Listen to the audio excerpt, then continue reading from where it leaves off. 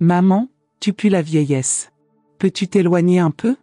Les mots de Mathis traversent l'air de la petite cuisine de notre appartement Montmartrois comme une lame tranchante. Je restais immobile, les mains tremblantes, tenant la poêle où je préparais coq au vin, votre recette préférée. La vapeur a embué mes lunettes, mais pas suffisamment pour cacher l'expression de dégoût sur son visage alors qu'il s'éloignait de moi. Parfois, je me demande où je me suis trompée. À quel moment mon fils unique est-il devenu cet homme de 41 ans amer et ingrat? Moi, Amélia Dumont, 69 ans, avec des rides qui racontent pour lui des histoires de sacrifice, je ne suis plus qu'une nuisance, une odeur désagréable qu'il faut qu'il supporte. Désolé, marmonnai-je en me détournant du poêle. Le dîner est presque prêt.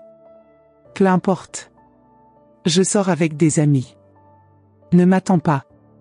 J'ai entendu la porte claquer tandis que des larmes coulaient silencieusement sur mon visage ridé. À la table dressée pour deux, un seul plat serait utilisé ce soir-là. Encore. Je restais là, entre les fumées du dîner et le silence assourdissant de l'appartement vide. La vieille horloge de la pièce indiquait 8 heures. L'émission préférée d'Henri allait commencer dans quelques minutes. Il ne l'a jamais perdue, même pendant les jours les plus durs de sa maladie. J'ai souri tristement à ce souvenir. Je suis née à Lyon, fille d'un boulanger et de sa femme couturière. Mon enfance a été simple, mais pleine d'amour. Papa se réveillait avant le soleil pour pétrir le pain et maman cousait jusqu'à tard, à la lueur d'une lampe jaunie. J'ai appris d'eux la valeur du travail honnête et de la persévérance. Les mains qui travaillent sont celles qui construisent l'avenir, disait mon père en montrant ses paumes calleuses par la farine et la chaleur du four.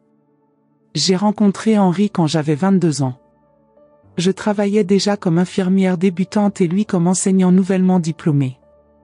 Notre rencontre s'est déroulée dans une petite librairie au cœur de Lyon, la Librairie des Lumières. Il cherchait un recueil de poésie de Verlaine et je feuilletais un manuel de premiers secours.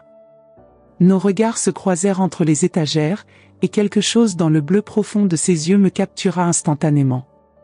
C'était un homme doux et délicat dans ses gestes.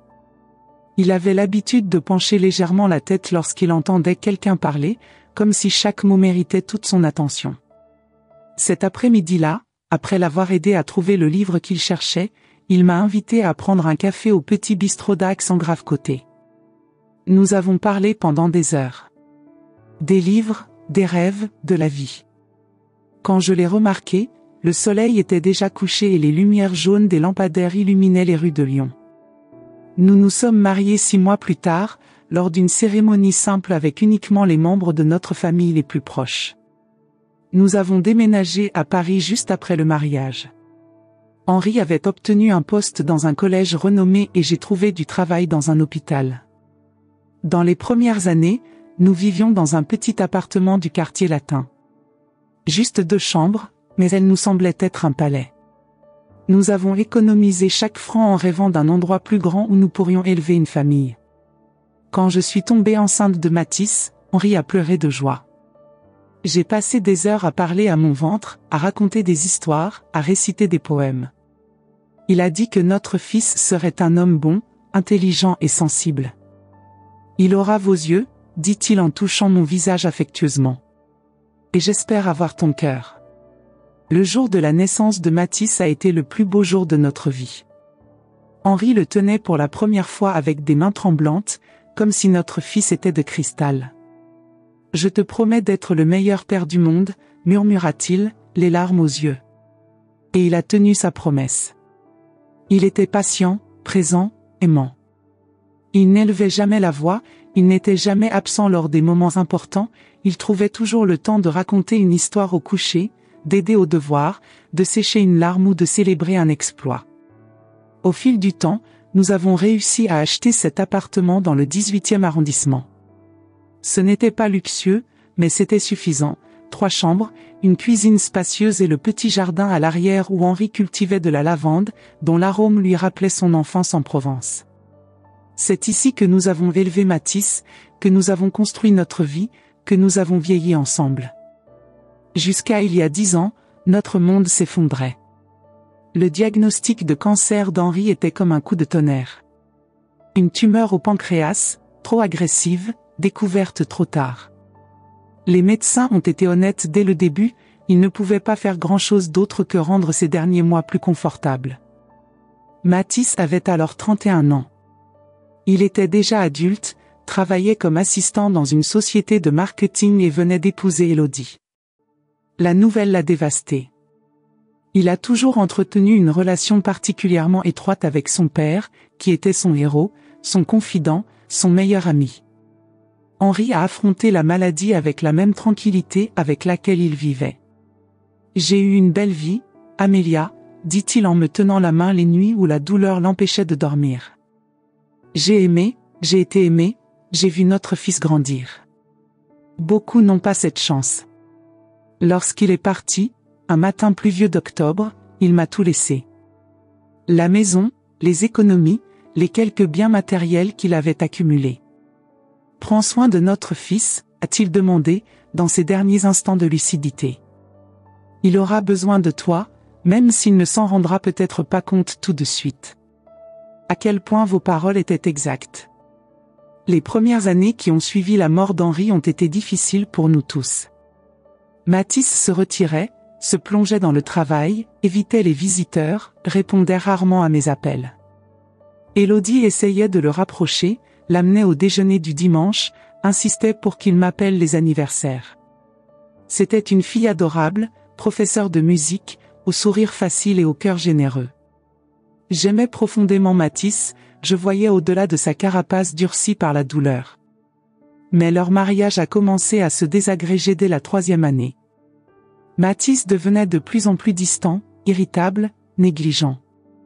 Il a commencé à boire plus qu'il n'aurait dû, à sortir tard et à ignorer ses rendez-vous. Quand Élodie est finalement partie, il a simplement haussé les épaules et a dit « inadéquation de personnalité ». Je connaissais la vérité. Mon fils détruisait tout autour de lui, incapable de supporter l'absence de son père, transférant sa colère sur tous ceux qu'il aimait. C'est à ce moment-là qu'il a commencé à perdre des emplois les uns après les autres. Toujours avec la même excuse, des patrons incompétents, des collègues envieux, des environnements toxiques.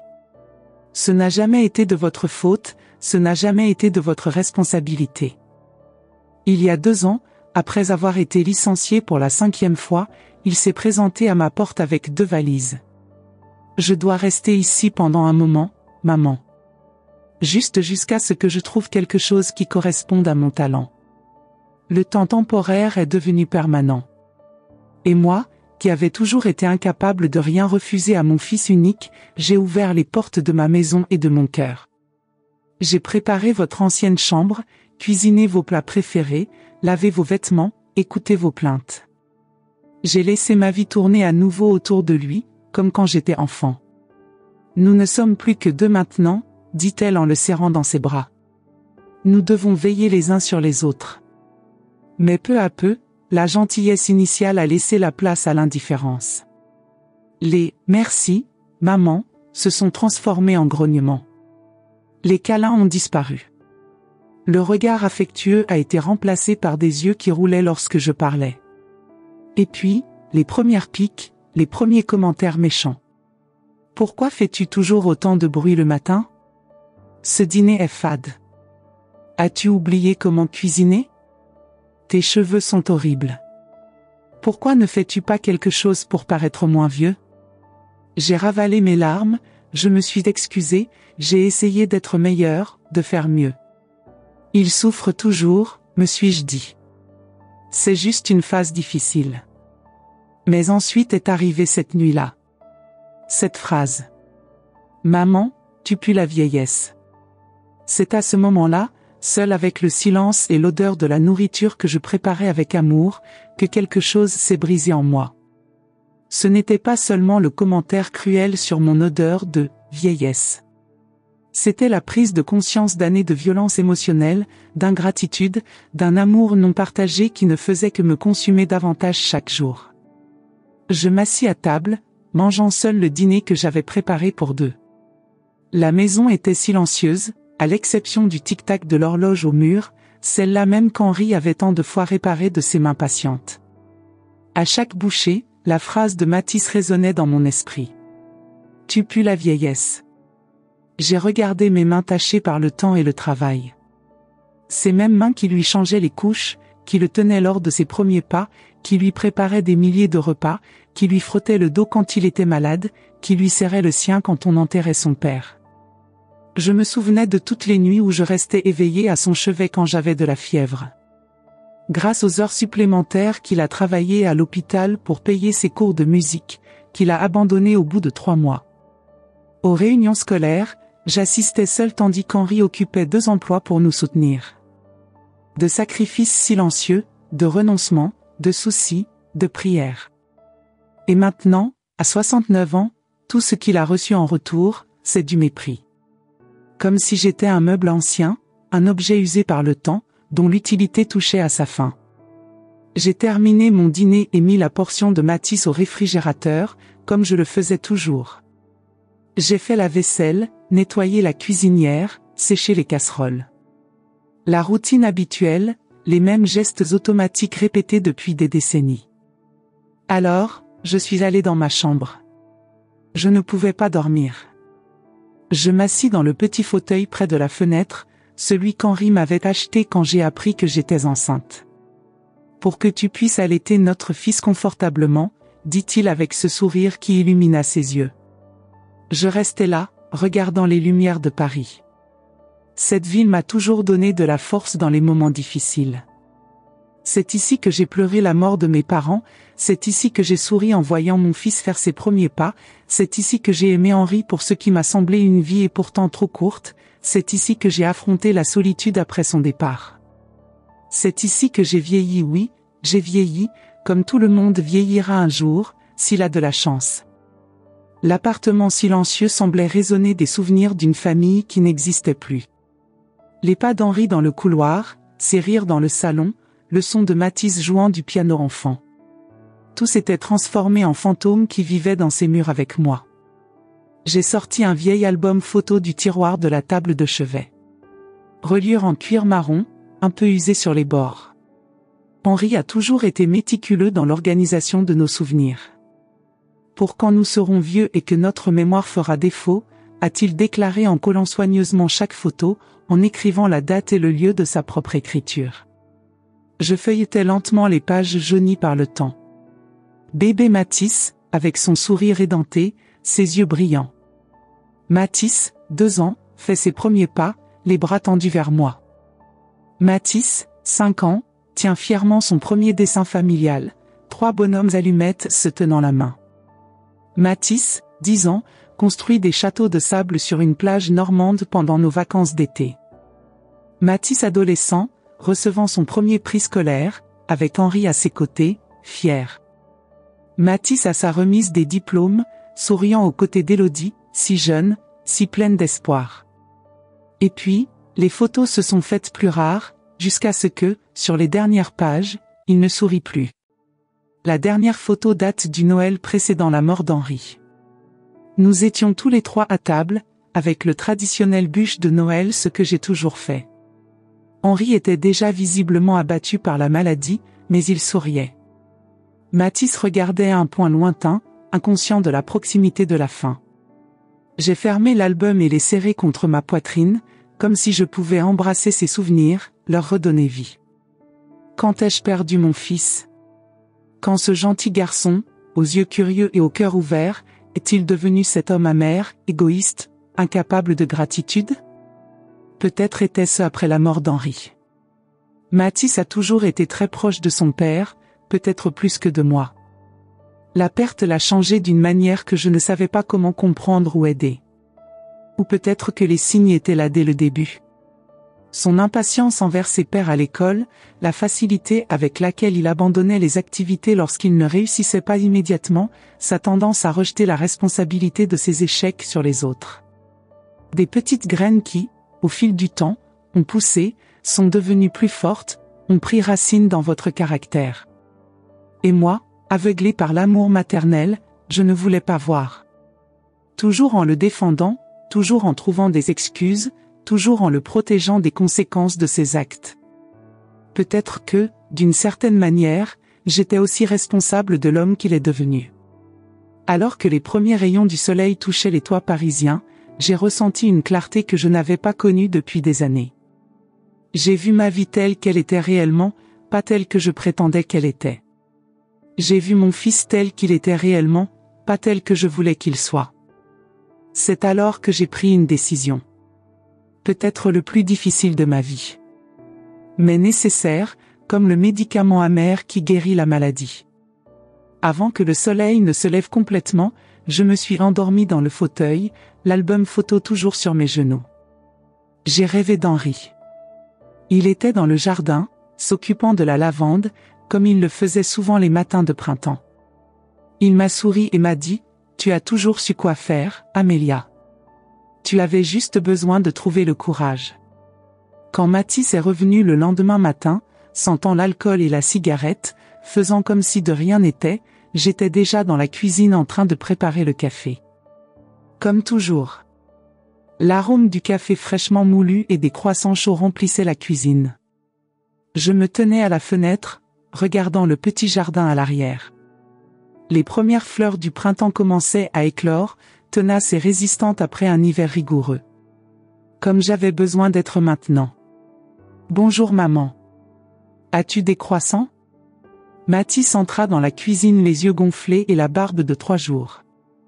Je portais les mêmes vêtements que la veille, froissés et avec des taches que je préférais ne pas identifier. Ses cheveux, autrefois si bien soignés, étaient ébouriffés et gras.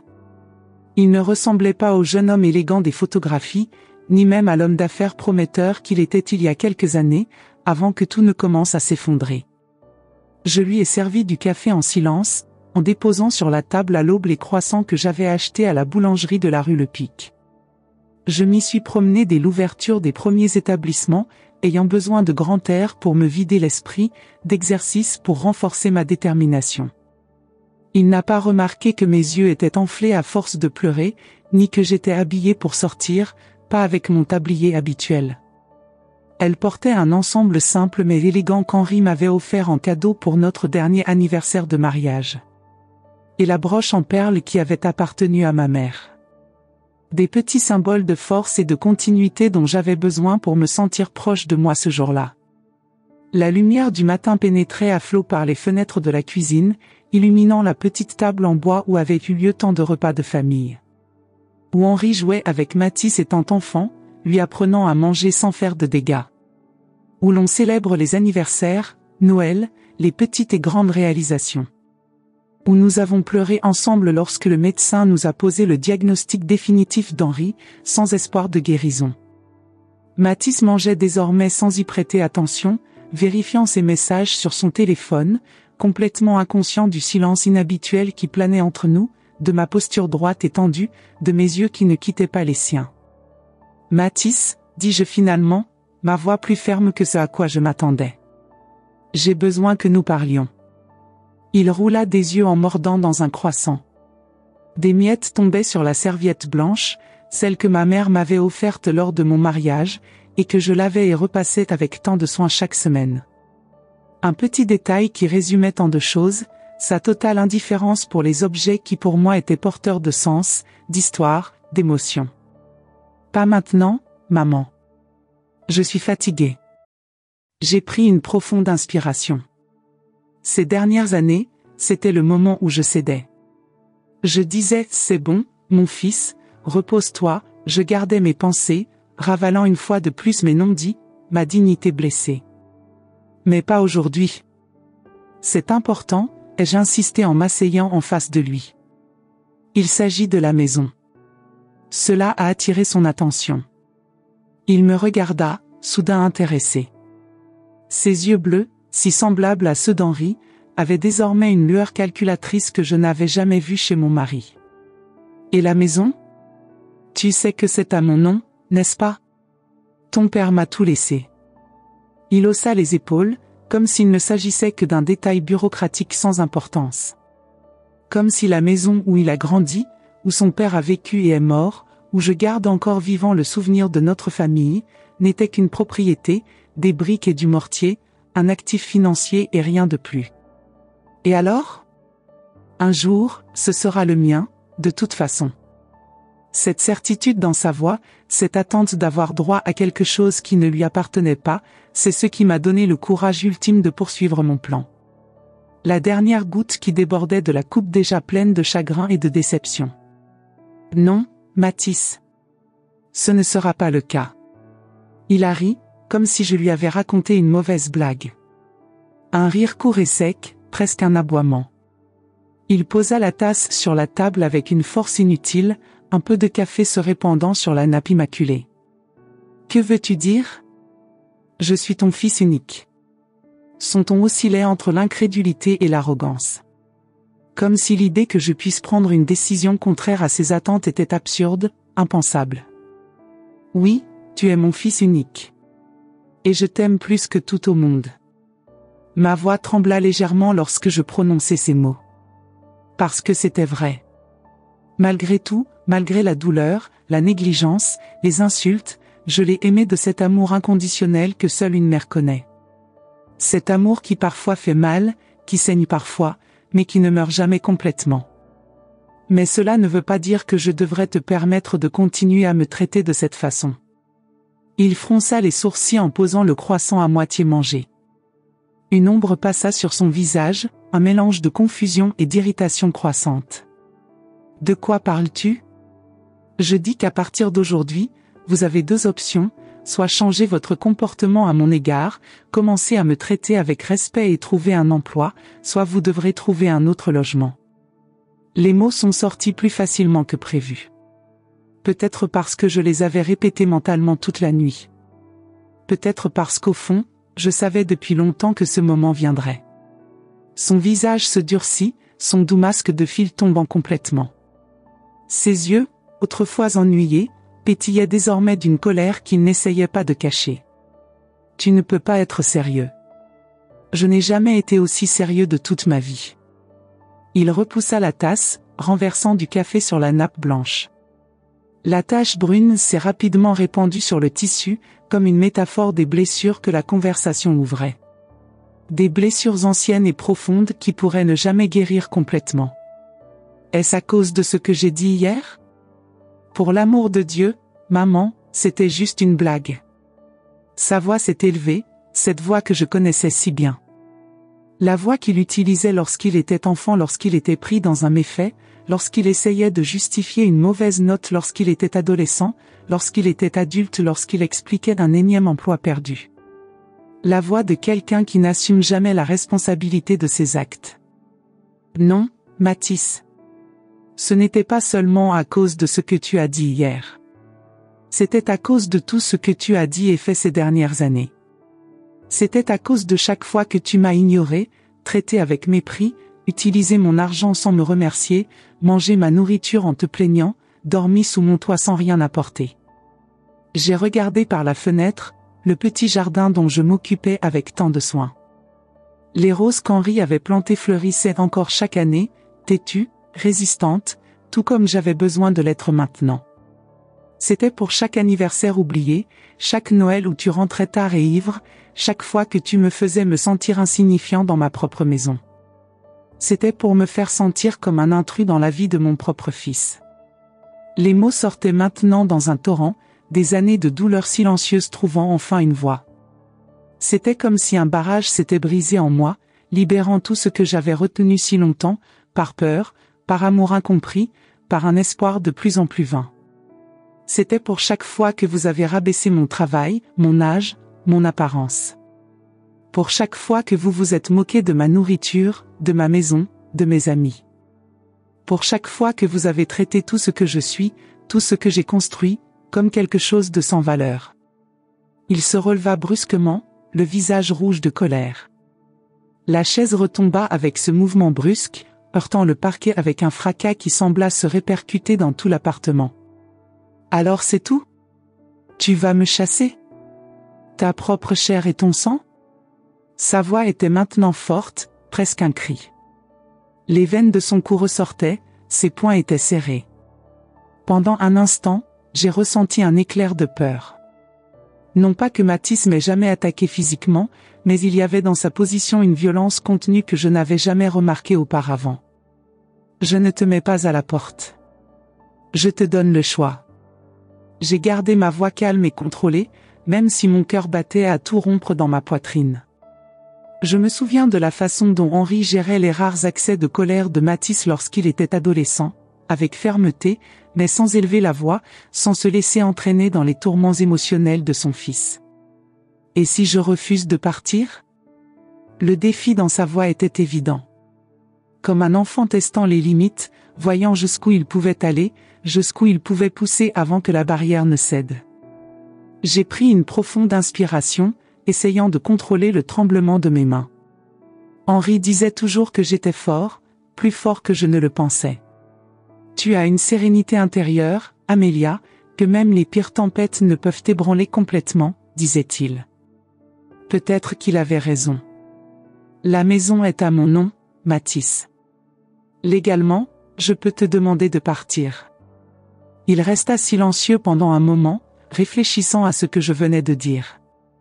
Ses yeux parcoururent la pièce, comme s'il la voyait pour la première fois, évaluant sa valeur, calculant ce qu'il allait perdre.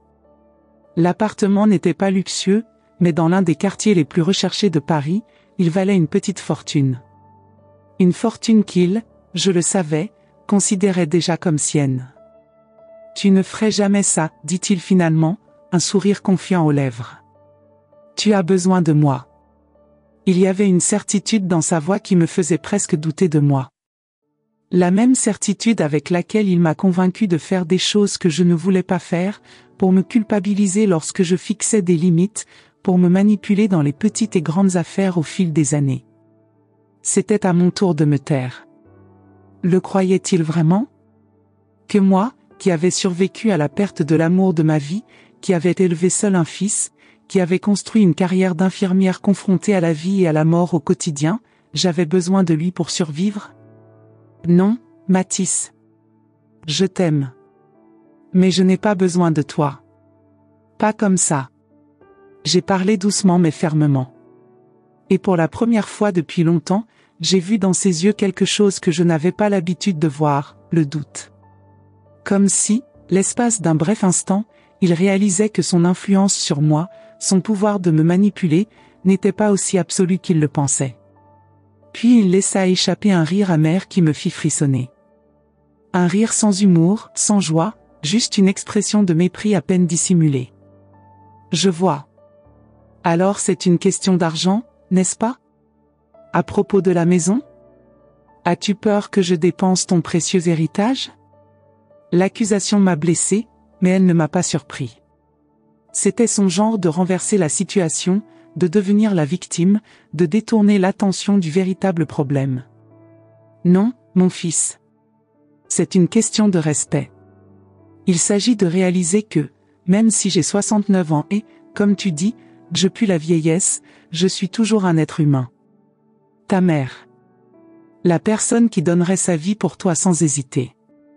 Il a attrapé sa veste en cuir, celle qui coûtait 3 mois de mon salaire alors qu'il insistait sur le fait qu'il en avait besoin pour un entretien d'embauche qui n'a jamais eu lieu, et s'est dirigé vers la porte. Tu le regretteras, maman. Quand tu seras seule et que tu auras besoin d'aide, tu te souviendras de ce jour.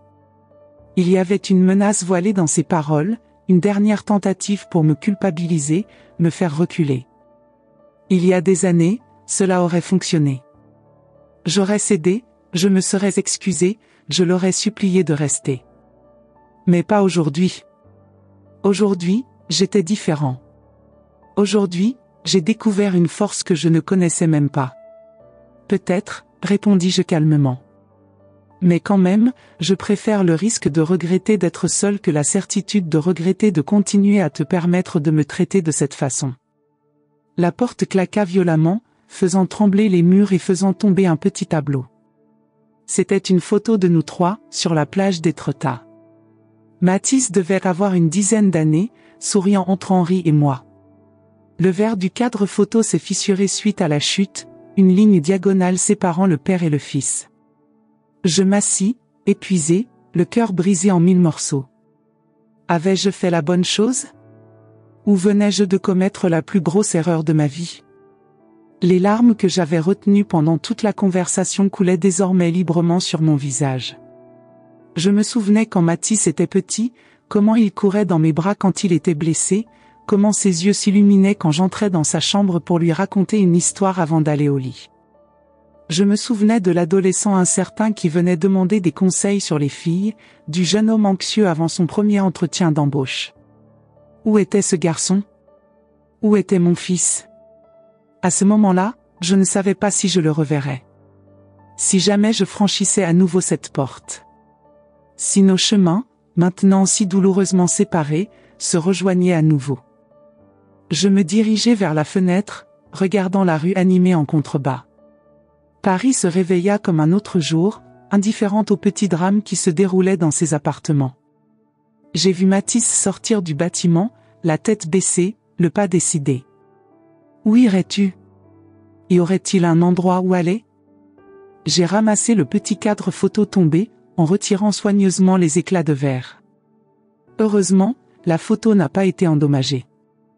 J'ai passé mes doigts sur le visage souriant d'Henri, sur les yeux brillants de Mathis enfant. Combien de temps s'était écoulé?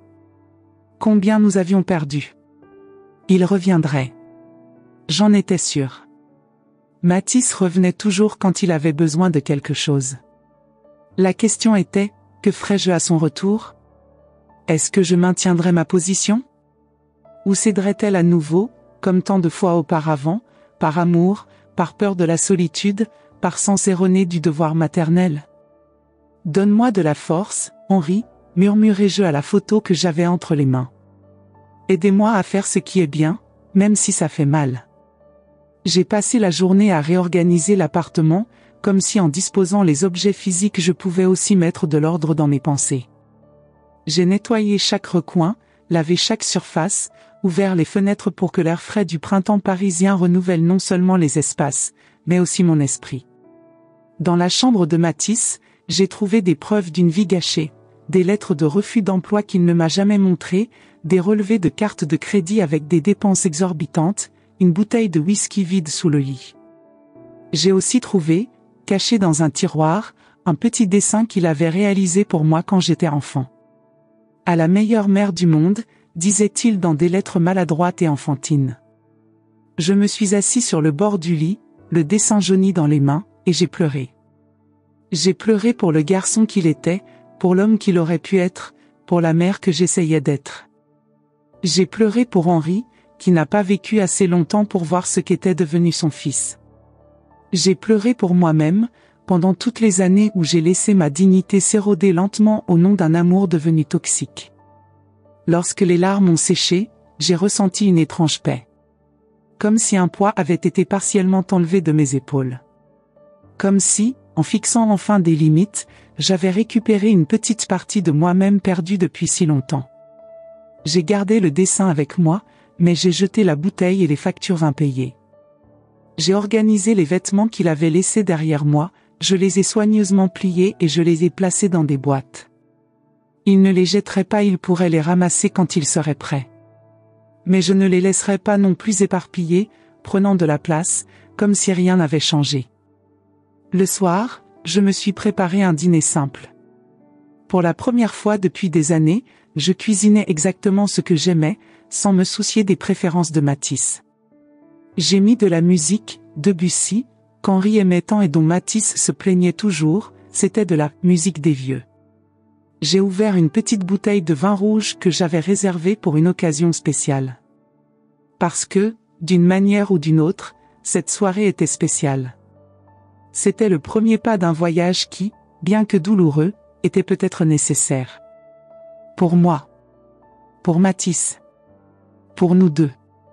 Alors que j'appréciais mon dîner solitaire, en regardant la chaise vide devant moi, je ne pouvais m'empêcher de me demander, ai-je fait la bonne chose? Cette confrontation va-t-elle aider Mathis à trouver sa voie, ou est-ce qu'elle ne fera que l'éloigner encore plus? Est-ce que je montrais le véritable amour en disant finalement, non, ou est-ce que j'abandonnais mon fils au moment où il avait le plus besoin de moi? Je n'avais pas les réponses. Je savais juste que je ne pouvais pas continuer comme avant. Ce quelque chose devait changer. Et que, peu importe à quel point c'était difficile, je devais être le catalyseur de ce changement. Qui sait, maintenant, il trouverait enfin sa voie?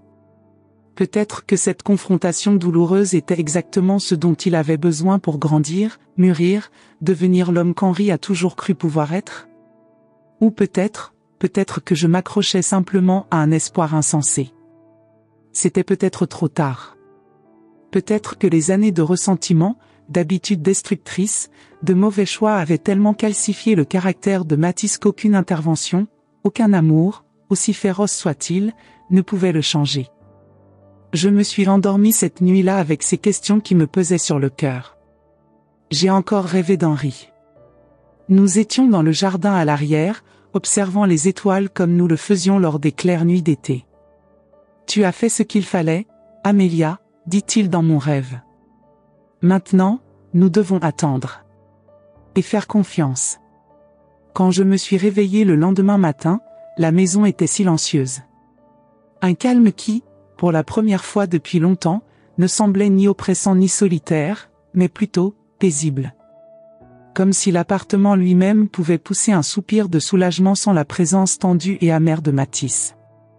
J'ai préparé mon café, je me suis assis à la table de la cuisine avec un livre que j'avais envie de lire depuis un moment et j'ai laissé la matinée se dérouler tranquillement.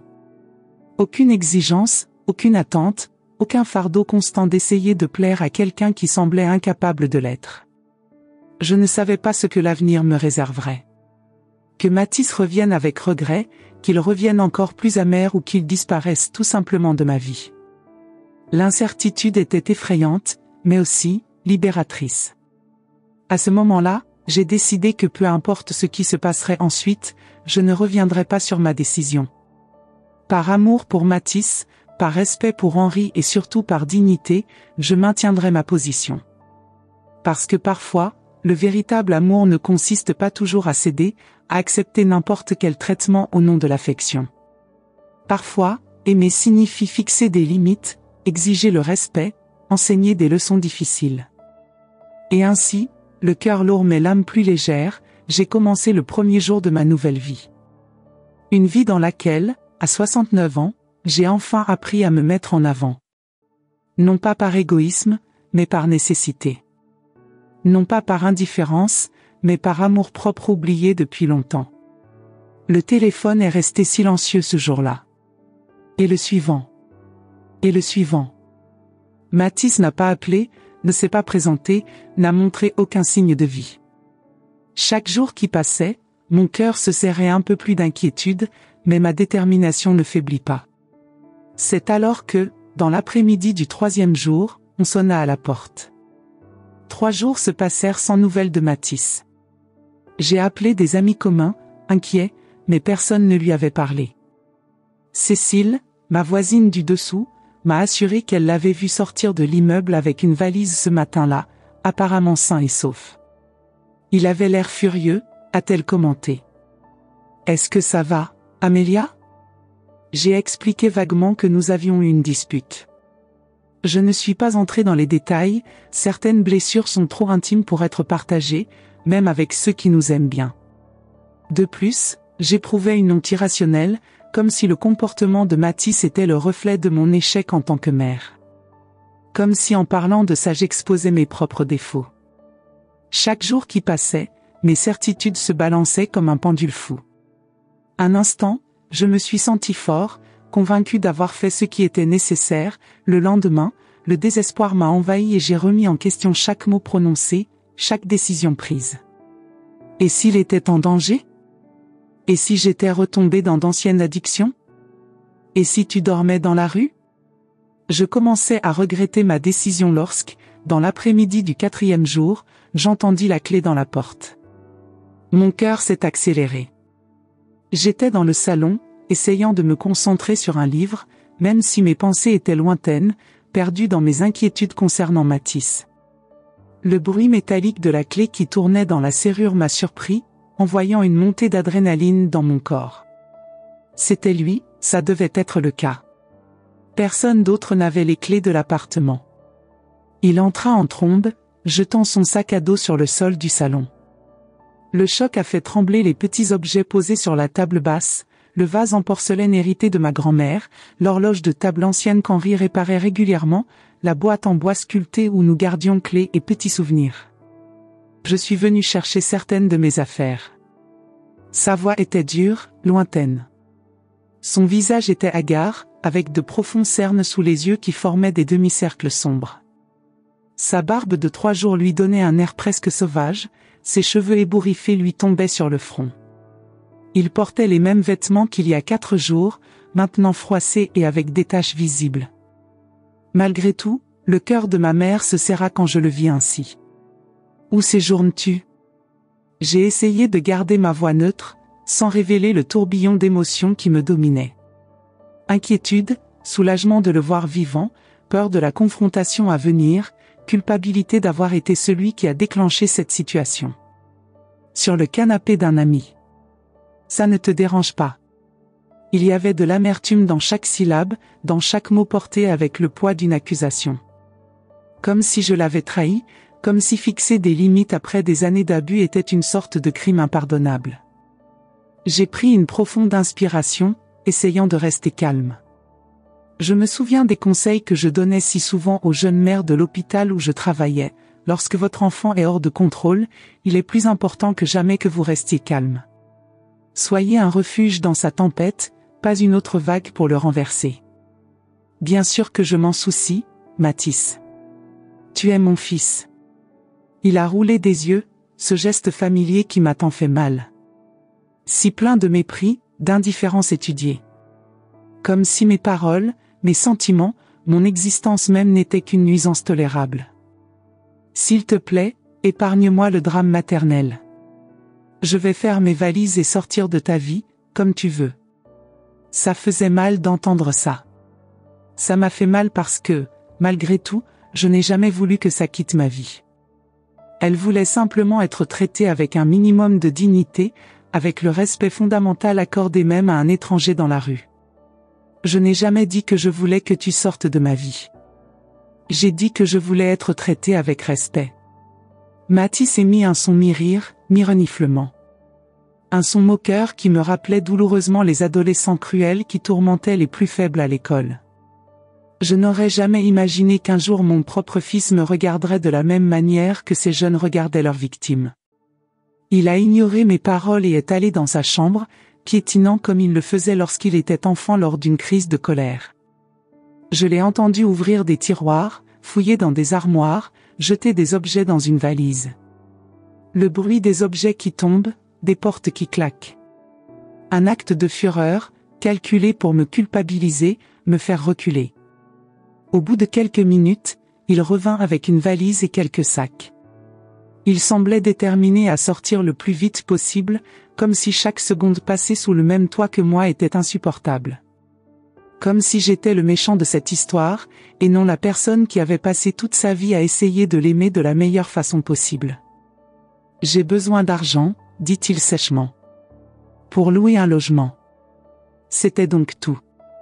Derrière la colère, l'indignation, le drame, c'était l'argent qu'il voulait vraiment. Pas une réconciliation, pas un cœur à cœur, pas un nouveau départ. Juste de l'argent. Je restais immobile, le regardant. C'était le moment crucial. Le moment qui allait tout définir. Si je cédais maintenant, si j'ouvrais mon portefeuille et lui donnais ce qu'il demande, je perpétuerais le cycle malsain qui nous a emprisonnés depuis si longtemps. Si je refusais, je romprais véritablement le dernier lien qui nous unissait encore, aussi fragile et déformé soit-il. Mathis, asseyez-vous. Nous devons vraiment parler. J'ai opté pour une voie intermédiaire. Ni céder complètement, ni refuser immédiatement. Donnez-nous une chance, peut-être la dernière, de parvenir à une certaine compréhension. Je n'ai rien à te dire. Sa posture était rigide, défensive. Les bras croisés sur la poitrine comme une barrière physique à mes paroles. Les yeux fixés sur un point lointain, refusant de croiser les miens. Alors écoute-moi. Écoute-moi simplement, s'il te plaît. Il jeta sa valise par terre et s'assit, visiblement impatient. Le bruit de la valise heurtant le parquet résonnait dans l'appartement silencieux. Un son d'abandon réticent. J'écoute. Son ton était celui de quelqu'un qui accorde une grande faveur, de quelqu'un qui sacrifie son temps précieux. J'ai réalisé que je devais choisir mes mots avec soin. Cela pourrait être ma seule chance. Quand tu avais 5 ans, tu as cassé ce vase en cristal que ta grand-mère m'avait offert. Tu te souviens? Il fronça les sourcils, confus par le changement de sujet. Je m'attendais à une dispute sur l'argent, sur la maison, sur nos récentes blessures. Pas un voyage dans un passé lointain. Qu'est-ce que cela a à voir avec? Tu avais tellement peur de ma réaction que tu t'es caché dans le placard. J'ai passé des heures à te chercher, désespéré. Quand je t'ai finalement trouvé, tu pleurais en t'excusant. Tu sais ce que j'ai fait? Il était silencieux, mais j'ai vu un éclair de reconnaissance dans ses yeux. Il s'en souvenait. Bien sûr, il s'en souvenait. Ce fut l'un des premiers moments où il a pris les conséquences, la responsabilité et le pardon. Je t'ai serré dans mes bras. J'ai dit que ça allait, que tu n'étais qu'un vase. Parce que pour moi, tu as toujours été plus important que tout ce qui est matériel dans cette vie. J'ai vu ses yeux s'adoucir un instant, une brèche momentanée dans l'armure qu'il avait construite autour de son cœur. Un aperçu fugace du garçon qu'il était, sensible, aimant, capable d'empathie. Mais ensuite, aussi vite qu'elle est arrivée, la vulnérabilité a disparu, engloutie par le masque de dureté qu'il portait pour se protéger. Belle histoire, maman. Mais je ne suis plus ce gamin. Sa voix était sarcastique, mais il y avait quelque chose en dessous. Un scintillement presque imperceptible, une nuance d'émotion qu'il tentait désespérément de cacher. Non, ce n'est pas le cas. Vous êtes un homme. Un homme qui m'a dit hier que je peux la vieillesse. Un homme qui pense qu'il a droit à cette maison sans rien apporter.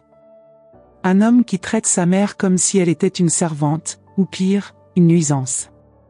Il détourna le regard, se concentrant sur le motif du tapis oriental qu'Henri avait acheté lors de notre seul voyage en Turquie il y a toutes ces années. Un tapis qui contenait des histoires, des souvenirs, qui faisaient partie de la tapisserie de nos vies. Tu sais ce que j'ai ressenti quand j'ai dit ça? J'avais l'impression que quelque chose était mort en moi. Comme toutes les années d'amour, tous les sacrifices, toutes les nuits blanches ne valaient rien pour toi. C'était juste une blague stupide, maman. Tu exagères. Même à lui-même, sa défense semblait faible. Je voyais dans ses yeux qu'il savait à quel point il m'avait blessé, mais il était plus facile de minimiser l'impact de ses paroles que d'affronter la douleur qu'il avait causée. Non, Mathis. Ce n'était pas juste une blague. C'était le reflet de la façon dont tu me vois vraiment. Comme un fardeau. Comme quelqu'un qui ne te sert que tant que je peux te donner quelque chose. L'appartement était silencieux, à l'exception du tic-tac de la vieille horloge qu'Henri avait héritée de son père. Le temps passe, inexorablement, nous emportant les moments que nous aurions pu partager, les souvenirs que nous aurions pu construire. Les secondes se transforment en minutes, les minutes en heures, les heures en jours, les jours en années. Et soudain, avant que nous nous en rendions compte, une vie s'est écoulée. Il se leva et ramassa sa valise. Ses mouvements étaient saccadés, impatients. Comme s'il ne pouvait supporter une minute de plus de cette conversation, de cette confrontation avec ses propres actions. Je n'ai pas besoin d'entendre ça. Si vous voulez m'aider avec de l'argent, tant mieux. Sinon, je me débrouillerai. Son ton était définitif, comme s'il fermait une porte pour toujours. Comme pour mettre fin à notre histoire. J'ai ressenti un désespoir grandissant, le sentiment que s'il partait maintenant, comme ça, nous ne pourrions peut-être jamais reconstruire ce qui était brisé. C'est à ce moment-là que j'ai décidé de jouer ma dernière carte. Il y a 10 ans, quand ton père est mort, il m'a laissé une lettre accompagnée de son testament. Cela arrêta Mathis alors qu'il se dirigeait vers la porte. Il se tourna lentement, un mélange de surprise et de suspicion sur le visage. Henri était toujours réservé avec ses émotions, les exprimant rarement avec des mots. Une lettre serait quelque chose de précieux, d'inattendu. Une lettre? Sa voix perdit de sa dureté, remplacée par une véritable curiosité, presque enfantine. Comme la voix du garçon qui courait chez lui impatient de montrer à son père son dernier dessin, sa dernière année scolaire. Oui. Une lettre dans laquelle il disait qu'il était sûr que tu deviendrais un homme bon et généreux comme il l'a toujours rêvé. Que tu prendrais soin de moi dans ma vieillesse, tout comme nous avons pris soin de toi dans ton enfance. J'ai ouvert le tiroir de la table basse et j'en ai sorti une enveloppe jaunie, un peu usée sur les bords à force de nombreuses manipulations. La lettre existait réellement, mais je ne l'avais jamais montrée à Mathis, car je savais combien il avait souffert après la mort de son père. Je l'ai gardé comme un trésor, le relisant dans les moments les plus difficiles, trouvant de la force dans les paroles d'Henri quand tout semblait s'écrouler autour de moi. Ton père était fier de toi, Mathis. Du garçon que tu étais. Que dirait-il s'il voyait l'homme que tu es devenu? Il regarda l'enveloppe que je tenais avec hésitation. J'ai vu dans ses yeux quelque chose que je n'avais pas vu depuis longtemps, la vulnérabilité. Le garçon derrière l'homme, ayant encore besoin de l'approbation du père qu'il admirait tant, aspirant toujours à son amour, à ses conseils, même après si longtemps. Puis-je lire? Sa voix trembla légèrement et pendant un instant il parut à nouveau très jeune, presque fragile. Comme la nuit où nous avons appris la nouvelle du diagnostic d'Henri, où il s'est assis par terre à côté du lit de son père et lui a tenu la main en silence, les larmes coulant sur son visage sans faire aucun effort pour les cacher. Je lui ai tendu l'enveloppe, sentant une boule dans ma gorge. Ce moment était si important, si délicat. Cela pourrait être le début d'une guérison, ou cela pourrait ouvrir des blessures encore plus profondes. Tu peux. Mais d'abord, je veux que tu comprennes une chose, je ne fais pas ça pour te punir ou pour t'exclure de ma vie. Je fais ça parce que je t'aime trop pour te permettre de continuer sur cette voie. Mathis prit l'enveloppe en serrant la main et se rassit. L'écriture d'Henri, ferme et claire, nous avait adressé à tous deux l'enveloppe, à Amélia et Mathis. J'avais lu mon rôle un nombre incalculable de fois, c'était maintenant à son tour de connaître les derniers mots que son père lui avait laissés. J'ai observé son visage pendant qu'il lisait, chaque émotion le traversant comme des nuages dans un ciel d'été, surprise, tristesse, nostalgie, regret. Les paroles d'Henri ont toujours eu le pouvoir de toucher profondément les gens, c'était un don qu'il avait et que j'ai toujours admiré. Votre capacité à exprimer des sentiments complexes de manière simple et directe, à entrer dans le vif du sujet sans détours inutiles. Alors que Mathis lisait les paroles de son père, écrites il y a 10 ans, j'ai vu les larmes couler dans ses yeux. Des larmes qu'il n'essayait pas de cacher ou d'essuyer. Des larmes coulaient librement sur son visage, marquant des traînées humides sur sa peau, frappant parfois le papier qu'elle tenait si soigneusement. Il croyait vraiment en moi, n'est-ce pas? Demanda-t-il d'une voix étranglée, sans quitter le journal des yeux. Oui, mon fils. Tout comme je le crois toujours. Et c'était vrai. Malgré tout, malgré la douleur, les déceptions, les paroles cruelles, je croyais toujours qu'en lui il y avait ce garçon qu'Henri et moi avions élevé avec tant d'amour. Que sous des couches de ressentiment, d'amertume et d'habitudes destructrices bat encore un cœur capable de gentillesse, de générosité et de croissance. Je m'assis à côté de lui sur le canapé, laissant un espace respectueux entre nous.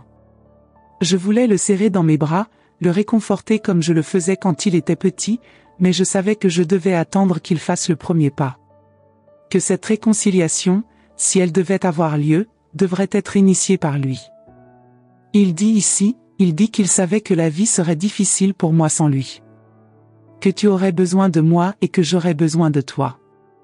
Il plia soigneusement la lettre et la remit dans l'enveloppe, avec un respect qu'il montrait rarement pour quoi que ce soit. Comme si ce morceau de papier était sacré, une précieuse relique d'un temps perdu. Pourquoi ne m'as-tu jamais montré ça avant?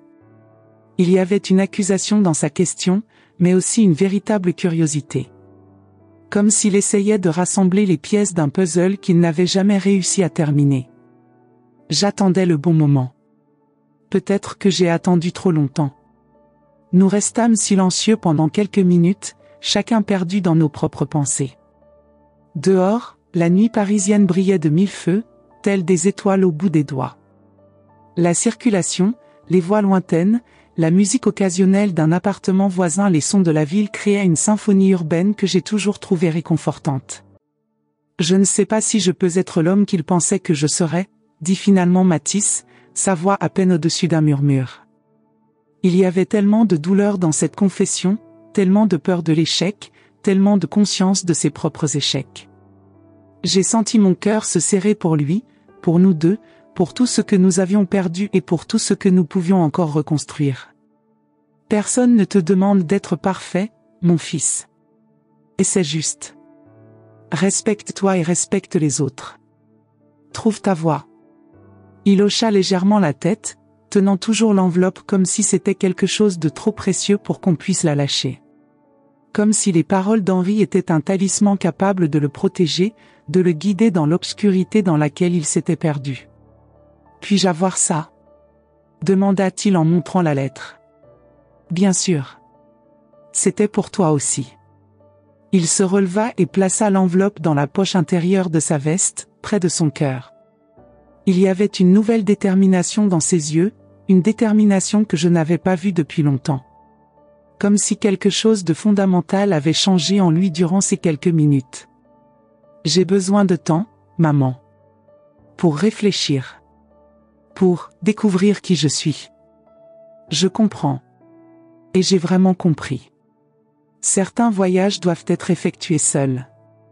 Certaines leçons ne peuvent être apprises que dans le silence de sa propre compagnie, dans une confrontation honnête avec ses propres démons. J'aurais encore besoin d'un endroit où rester. Il y avait là une demande implicite, une vulnérabilité qui m'a ému. Je n'étais plus exigeant, je demandais. Un petit pas, peut-être, mais un pas important. Je peux t'aider avec le loyer pendant un moment. Jusqu'à ce que tu trouves un travail. Je ne t'ai pas proposé de vivre à nouveau avec moi. Nous savions tous les deux que ce serait un pas en arrière, que nous avions besoin d'espace pour penser nos vieilles blessures avant d'essayer de construire de nouvelles fondations. Mais cela pourrait vous aider à faire les premiers pas vers l'indépendance, la responsabilité et le respect de soi. Il reprit la valise, mais cette fois son visage était différent. Moins dur, moins défensif. Comme si un poids avait été partiellement enlevé de ses épaules. « Je t'appellerai », dit-il en se dirigeant vers la porte. « Je serai là. » Lorsque la porte se ferma, ce ne fut pas avec un claquement violent comme avant, mais avec un léger clic. Un petit pas, peut-être. Mais un pas dans la bonne direction. Je suis resté quelques instants dans la pièce, laissant mes émotions couler librement. Soulagement, espoir, incertitude, le tout mélangé dans un tourbillon déroutant. Je ne savais pas ce qui allait se passer ensuite. Est-ce que Mathis s'en soucierait vraiment, s'il essaierait de changer, s'il trouverait le chemin vers la personne qu'il pourrait être? Je savais simplement que, pour la première fois depuis longtemps, il existait une réelle possibilité de réconciliation. Ni immédiat, ni facile, ni sans revers. Mais une possibilité néanmoins. Et pour l'instant, c'était suffisant. Cette nuit-là, j'ai pu dormir pour la première fois depuis des jours. Un sommeil profond, sans cauchemar, sans l'anxiété qui m'accompagnait. J'ai encore rêvé d'Henri. Nous étions dans le jardin, parmi les lavandes qu'il aimait tant. « Fais-moi confiance, Amélia, » dit-il en souriant.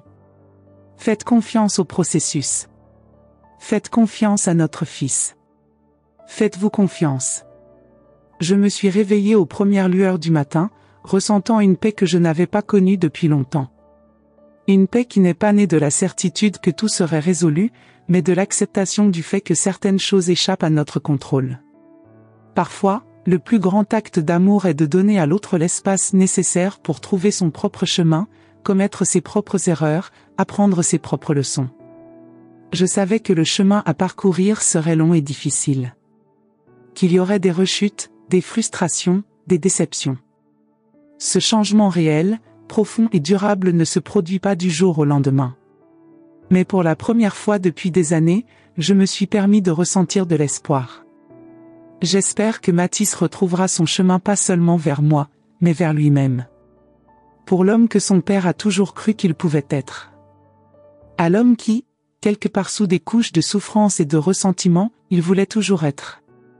2 mois se sont écoulés depuis notre conversation. Mathis a trouvé un petit appartement dans le 20e arrondissement, étonnamment, un travail d'assistant dans une galerie d'art. Ce n'était pas un travail glamour, mais c'était un début.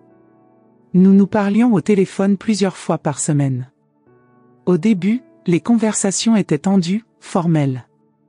Mais petit à petit, quelque chose a commencé à changer. Un dimanche d'automne pluvieux, j'ai reçu un texto de sa part. Puis-je passer prendre un café? Quand j'ai ouvert la porte, j'ai trouvé un autre Mathis.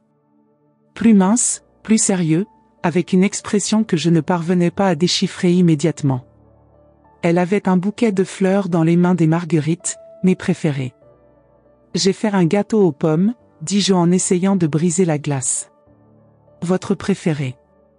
Il sourit légèrement et me suivit dans la cuisine. Nous nous sommes assis à table, comme tant de fois auparavant, mais maintenant il y avait quelque chose de différent dans l'air. Maman, commença-t-il finalement, je suis venu m'excuser. J'ai été surpris. Durant toutes ces années, je ne me souviens pas avoir entendu de sincères excuses de sa part. Pourquoi, exactement? Pour tout. Pour la façon dont je t'ai traité. Pour les choses horribles que j'ai dites. Pour être un fils ingrat et égoïste. Ses yeux étaient larmoyants, quelque chose de rare à voir chez Mathis. Tu sais, quand je suis parti d'ici ce jour-là, j'étais furieux. Mais ensuite, j'ai commencé à penser à tout ce que tu disais. À la lettre de mon père. À la façon dont je suis devenu quelqu'un qu'il ne reconnaîtrait pas. Il fit une pause et prit une gorgée de café. Et puis, il y a 2 semaines, il s'est passé quelque chose qui a tout changé. Quoi? J'étais dans le métro, je revenais du travail. Une femme âgée est entrée, elle devait avoir votre âge.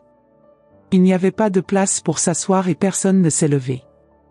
Elle avait une canne, visiblement fatiguée. J'ai hésité un instant, puis je me suis levé en offrant ma place. Il sourit, se souvenant. Elle m'a remercié d'une manière qui m'a rappelé toi. Et puis, en la regardant, j'ai soudain compris. Un jour, si j'ai de la chance, je vieillirai aussi. Et comment est-ce que je veux être traité quand cela arrive? Comme quelqu'un qui pue la vieillesse? Mathis. Non, maman, laisse-moi finir. J'ai réalisé que j'avais peur. Peur de vieillir, peur de ne rien réussir dans la vie, peur d'échouer. Et je m'en prenais à toi. La personne qui m'aimait le plus au monde. Il a pris mes mains dans les siennes. Je sais que je ne peux pas effacer ce que j'ai fait. Mais je veux essayer d'arranger les choses. Je veux être le fils que tu mérites. Les larmes coulaient librement sur mon visage maintenant. Fils, tout ce que j'ai toujours voulu, c'était te voir heureux. Te voir bien. Je sais, maman. Je sais maintenant. À ce moment-là, quelque chose s'est guéri entre nous. Pas complètement, les blessures profondes mettent du temps à guérir. Mais c'était un début. Dans les mois qui suivent, Mathis change. Il a commencé à prendre son travail plus au sérieux, s'est fait de nouveaux amis et a même commencé à participer à un groupe de soutien pour les personnes confrontées au deuil tard dans la vie suite à la perte d'un parent. Je ne pense pas avoir jamais vraiment accepté que papa soit parti, a-t-il avoué un soir. C'était plus facile d'être en colère. Contre tout le monde, contre tout. Contre moi-même, surtout. Le deuil est un processus compliqué, mon fils. Chacun le gère à sa manière, à son rythme. Mais 10 ans, maman? 10 ans à agir comme une adolescente en colère? Il n'est jamais trop tard pour changer, pour grandir. Croyez-moi, je le sais. Le printemps suivant, Mathis reçoit une promotion à la galerie. Il a pris un appartement plus grand, plus proche du mien. Il a même commencé à fréquenter un jeune professeur d'histoire de l'art. 1 an après cette nuit fatidique, nous étions assis dans le petit jardin à l'arrière, profitant du soleil printanier. La lavande recommençait à fleurir, remplissant l'air de son parfum. Tu sais, maman, dit-il en levant les yeux vers le ciel, j'ai pensé. Essayez? L'odeur de la vieillesse n'est pas mauvaise. En fait, elle est réconfortante. Elle sent l'expérience, la sagesse, les histoires à raconter. J'ai souri, ressentant une paix que je n'avais pas connue depuis longtemps. Et tu sais quoi? J'espère qu'un jour je sentirai comme ça aussi. Cela signifie que j'ai vécu assez longtemps pour rassembler mes propres histoires. À ce moment-là, j'ai réalisé que la décision douloureuse que j'avais prise il y a 1 an était la bonne. Parfois, aimer signifie fixer des limites, exiger le respect, enseigner des leçons difficiles. Mathis a appris que la vieillesse n'est pas quelque chose qu'il faut craindre ou mépriser, mais un élément naturel et précieux de la vie. Et moi, Amélia Dumont, à 70 ans, j'ai appris qu'il n'est jamais trop tard pour recommencer, pour se faire respecter, pour enseigner et pour apprendre. Quant à la maison, elle reste à mon nom. Non pas parce que je n'ai pas confiance en mon fils, mais parce qu'elle représente quelque chose d'important, l'autonomie que j'ai gagnée, le respect que j'ai exigé. Lors de la dernière visite de Mathis, il a apporté un cadeau insolite. Un petit flacon de parfum de lavande. C'est pour quand je te manque, expliqua-t-il. Pour me rappeler que peu importe où je suis, je pense à toi. Et qu'un jour, si j'ai de la chance, j'aurai moi aussi le privilège de vieillir. J'ai serré mon fils dans mes bras, sentant son cœur battre contre le mien. Un cœur qui avait enfin trouvé son rythme. La maison du 18e arrondissement est toujours là, avec ses fenêtres ouvertes sur Paris, avec son petit jardin de lavande. Et il restera là quand je partirai, comme symbole de l'amour qui, même s'il a été blessé, n'a jamais cessé d'exister. Et si mon fils disait un jour que je pue la vieillesse, il comprend aujourd'hui que cette odeur est le plus doux des parfums. C'est l'arôme de la vie, de l'histoire, de la famille. Et pour cela, je suis reconnaissant. Profondément reconnaissant. Mes chers amis, moi, Amélia, je vous ai partagé mon histoire de douleur et de rédemption. Si vous avez ressenti ce serrement au cœur quand mon fils m'a dit que je puais la vieillesse, ou si vous avez été ému lorsque nous nous sommes finalement réconciliés, j'aimerais beaucoup savoir ce qui a touché vos âmes. Peut-être que, comme moi, vous avez aussi ressenti la douleur des mots cruels d'un être cher? Ou peut-être avez-vous trouvé le courage d'établir des limites, même quand cela semblait impossible? Racontez-moi dans les commentaires ce qui a le plus résonné en vous. Comme nous le savons bien, l'âge nous apporte non seulement des rides, mais aussi la sagesse à partager. Et, s'il vous plaît, abonnez-vous à cette chaîne. Chaque nouvel abonnement me donne la force de continuer à partager des histoires de nos cœurs expérimentés. Appuyez sur ce bouton rouge, activez la cloche. Après tout, nos histoires méritent d'être entendues. Comme mon Henri disait toujours, nos rides sont les médailles d'une vie bien vécue. À bientôt, avec toute l'affection de cette dame de 70 ans qui a appris qu'il n'est jamais trop tard pour recommencer.